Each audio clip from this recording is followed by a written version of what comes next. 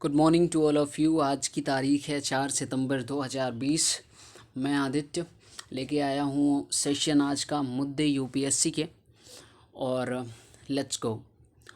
तो सबसे पहले जो हम बात करेंगे आज के सेशन में वो ये बात करेंगे कि अभी जो हेल्थ मिनिस्ट्री की तरफ से जारी किया गया है बयान, उसमें ये बताया गया है कि इंडिया कैसे कोरोना की सिचुएशन को मैनेज कर रहा है। इस बात पे हम पूरी चर्चा करेंगे, ठीक है। तो सबसे पहले आपको ये बता दूं कि 4.5 करोड़ से ज़्यादा, 4.5 करोड़ से ज़्यादा टेस्ट भारत में अब तक कंडक्ट हो चुके हैं कोरोना के, ठीक है। अगर हम टोटल टेस्टिंग के मामले में देखें तो इंडिया विश्व का दूसरा ऐसा देश बन गया है जहाँ पे सबसे ज़्यादा टेस्टिंग हुई है। दूसरी बात, पिछले 24 घंटे में रिकॉर्ड 11.72 लाख टेस्ट हुए हैं, 11.72 लाख टेस्ट हुए हैं। और इन सारी चीज़ों के अलावा लगभग 29.70 लाख पेशेंट अभी तक की डेट तक रिकवर हो चुके हैं, कोरोना से ठीक हो चुके हैं, ठीक है। ये कुछ डेटा है जिससे पता चलता है कि हमारी कोरोना से लड़ाई कैसे चल रही है। ये मैं आपके सामने लेके आया हूँ। इन सारी चीज़ों के अलावा एक सिंगल डे में हाईएस्ट रिकवरी का रिकॉर्ड जो है, एक सिंगल डे में हाईएस्ट नंबर ऑफ़ पेशेंट जो ठीक हुए हैं वो 68,584 हुआ है। 2 सितंबर 2020 के दिन ये highest number of patient recover हुए, ये भी एक रिकॉर्ड बन गया है। ये सारे जो रिकॉर्ड हैं ये हमें ministry of health and family welfare की तरफ से मिले हुए हैं प्रेस ब्रीफिंग में, ठीक है। तो ये हमारी कोरोना से चल रही है इस समय फाइट, उससे रिलेटेड कुछ फैक्ट्स जो मैं आपके सामने लेके आया। देखिए, थोड़ा सा मैं आपको बता दूं कि इंडिया के सामने समस्या इस समय ये चल रही है कि कोरोना, ठीक है, रिकवरी तो बढ़ ही रही है, टेस्ट भी काफ़ी हो रहे हैं, लेकिन उसके साथ नंबर ऑफ़ केसेस भी बढ़ रहे हैं, ठीक है। नंबर ऑफ़ केसेस भी काफ़ी ज़्यादा बढ़ रहे हैं। और इन सारी चीज़ों के अलावा कोरोना से जहाँ एक और फाइट चल रही है वहाँ इकॉनमी से भी फाइट उसी तरह की चल रही है। इकॉनमी, देखिए, कोरोना से पहले भी हमारी इकॉनमी ख़राब ही चल रही थी और कोरोना आने से तो उसका हाल एकदम ख़राब ही हो गया है।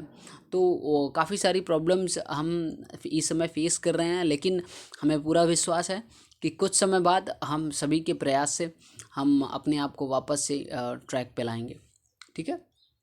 चलिए, नेक्स्ट हम बात कर लेते हैं आर्कटिक फायर की। अगर आप ये इमेज देख रहे हो, यहाँ पे ये आर्कटिक रीजन है, यहाँ पे लगी हुई है आग, ठीक है। तो अभी आपके मन में क्वेश्चन आया होगा कि यार आर्कटिक रीजन में फायर कैसे लग गई, और फायर लग गई तो इससे नुकसान क्या है, फ़ायदा क्या है ना। तो देखो, आर्कटिक में अभी सीज़न की सबसे ख़तरनाक आग लगी हुई है, ठीक है। आग कैसे लग जाती है आर्कटिक सीज़न में, रीजन में होता क्या है कि यहाँ पे जो वेजिटेशन है, ठीक है, ग्लोबल वार्मिंग की वजह से जब वो सूखती है, ड्राई होती है, तो कभी कभी उसमें ड्राई होने के बाद आग लग जाती है जब टेम्परेचर काफ़ी ज़्यादा रहता है। और इस बार ये जो आग लगी है ये काफ़ी ज़्यादा भयानक फायर है, ठीक है। भयानक फायर कहने का मतलब है कि अभी पिछले 6 महीनों में लगभग 244 million ton carbon dioxide Arctic region से निकल चुकी है, ठीक है। यानी यहाँ से उत्सर्जित हो चुकी है लगभग 244 मिलियन टन कार्बन डाइऑक्साइड, जबकि पिछले साल 2019 में पूरे साल में 181 million ton carbon dioxide emit हुई थी। अगर इस साल देखें तो अभी मात्र 6 महीने के अंदर 244 मिलियन टन कार्बन डाइऑक्साइड का इमिशन हो चुका है।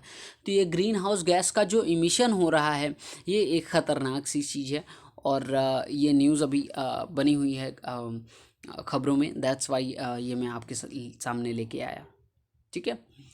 तो अब हम बात करते हैं काफ़ी ज़्यादा एक ये जो इम्पोर्टेंट मुद्दा इंडियन पॉलिटिक्स में, इंडियन सिनेरियो में इस समय डिस्कशन में चल रहा है, क्वेश्चन आवर और ज़ीरो आवर। देखिए, अभी क्या हुआ कि गवर्नमेंट ने क्या कहा कि क्वेश्चन आवर जो है उसे हम, ये जो मॉनसून सेशन होगा पार्लियामेंट का, उसमें क्वेश्चन आवर रखेंगे ही नहीं, ठीक है। ज़ीरो आवर को कम कर दिया जाएगा। तो इस सारी चीज़ों में काफ़ी ज़्यादा विरोध हुआ गवर्नमेंट का। जो अपोजिशन पार्टीज़ हैं उन्होंने कहा कि भाई ये तो डेमोक्रेसी के ख़िलाफ़ वाली बात हो गई, ये तो डेमोक्रेसी को क्या बोलते हैं, लिमिट करने की कोशिश हो रही है रूलिंग गवर्नमेंट की तरफ से। तो क्या है क्वेश्चन आवर और ज़ीरो आवर, इनका इम्पोर्टेंस क्या है किसी एक डेमोक्रेटिक कंट्री में और ख़ासकर इंडिया जैसी कंट्री में, ये हम आज सारी बात करते हैं, ठीक है। तो सबसे पहले बात हम करते हैं क्वेश्चन आवर की। क्वेश्चन आवर क्या होता है? देखिए, क्वेश्चन आवर के दौरान जो मेंबर ऑफ पार्लियामेंट होते हैं वो मिनिस्टर्स से क्वेश्चन पूछते हैं। कैसे क्वेश्चन पूछते हैं? उनकी मिनिस्ट्री से रिलेटेड, ठीक है। जैसे मान लीजिए होम मिनिस्टर हैं, तो होम मिनिस्टर से क्वेश्चन पूछा जाएगा उनकी होम मिनिस्ट्री में हुए फंक्शन से रिलेटेड, ठीक है। अब इन क्वेश्चन का पर्पस क्या होता है?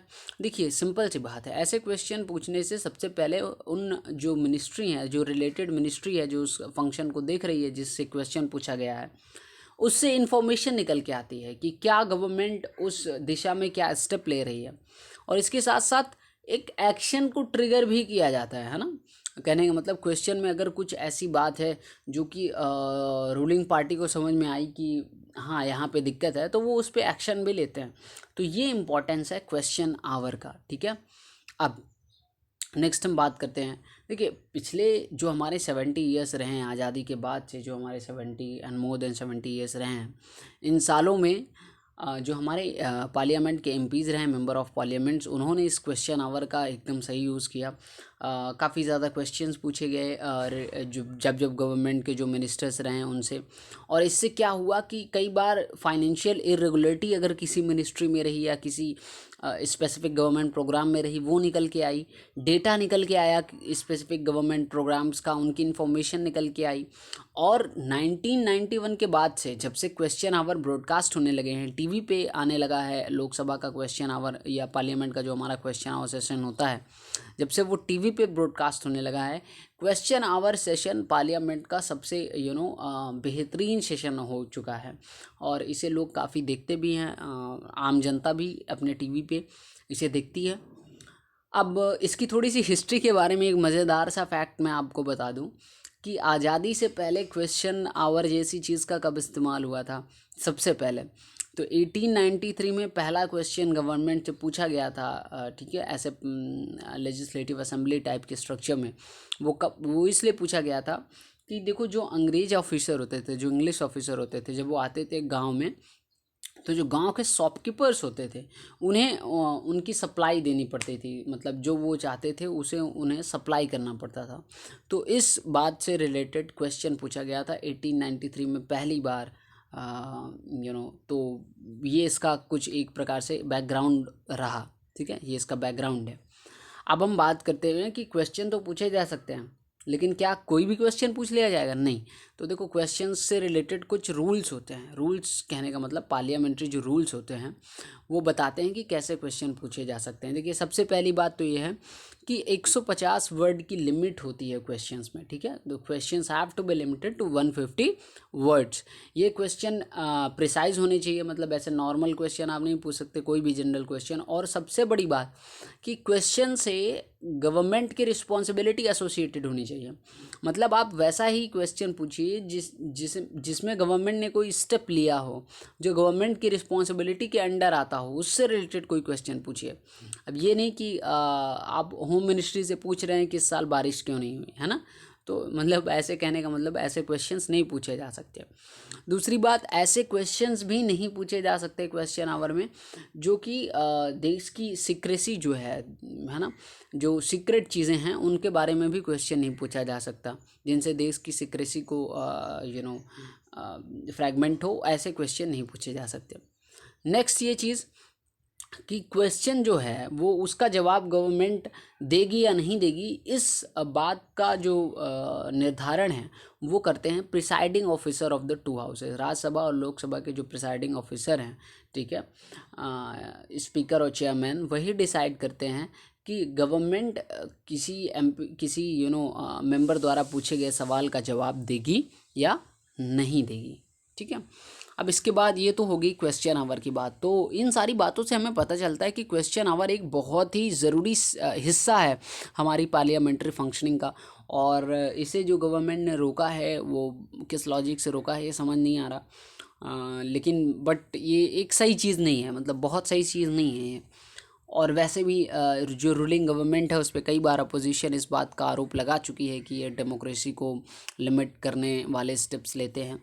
तो ऐसी हालात में इन्हें ऐसा नहीं करना चाहिए था। ज़ीरो आवर की हम बात कर लेते हैं। ज़ीरो आवर क्या होता है? क्वेश्चन आवर के जस्ट बाद ज़ीरो आवर स्टार्ट होता है, ठीक है। ज़ीरो आवर इंडियन पार्लियामेंट द्वारा इन्वेंशन किया गया है, इसकी खोज इंडियन पार्लियामेंट द्वारा की गई है, ठीक है। रूल्स ऑफ प्रोसीजर में इसके बारे में कुछ भी नहीं लिखा है, ठीक है। ज़ीरो आवर का देखिए बेसिकली मतलब क्या है कि कोई ऐसा अगर मुद्दा है जो नेशनल इम्पोर्टेंस का है, अर्जेंट इम्पोर्टेंस का है, तो उसके बारे में उससे रिलेटेड क्वेश्चन ज़ीरो आवर में पूछा जाता है। अगर जो मेंबर ऑफ पार्लियामेंट्स हैं उन्हें ये ज़रूरत हो गई कि अगर मान लीजिए देश में कोई इम्पोर्टेंट कॉन्स्टिट्यूएंसी है, कोई इम्पोर्टेंट क्षेत्र है या कोई इम्पोर्टेंट इशू है देश से रिलेटेड अर्जेंट इशू है, तो उसके बारे में ज़ीरो आवर में क्वेश्चन पूछा जाता है। तो हमारा तो यही मानना है कि ज़ीरो आवर और क्वेश्चन आवर हमारी पार्लियामेंट्री फंक्शनिंग का एक बहुत ही इंपॉर्टेंट हिस्सा है, और इन्हें कम करना या इन्हें एकदम से हटा देना ये सारी चीज़ें सही नहीं हैं। हालांकि गवर्नमेंट ने कोविड की स्थिति को देखते हुए ऐसा किया है कि जिससे मतलब जो भी गवर्नमेंट को रूल्स वगैरह लाने हैं, बिल्स वगैरह पास कराने हैं, वो आसानी से जल्दी से पास हो सके, उनमें दिक्कत ना आए। तो इस के लिए हुआ है ये सारी चीज़ें, बट फिर भी ये कहीं ना कहीं डेमोक्रेसी के लिए बहुत अच्छी बात नहीं है। Thank you so much. आज के सेशन में बस इतना ही। आप मुझे दिए गए मेल एड्रेस पे मेल कर सकते हो, वहाँ पे क्वेश्चन पूछ सकते हो, या ये जो व्हाट्सएप नंबर दिया है यहाँ पे भी आप हमें कॉन्टैक्ट कर सकते हो।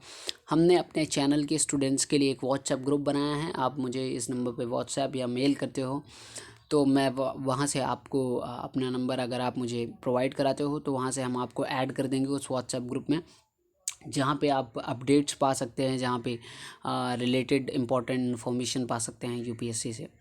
Thank you so much again.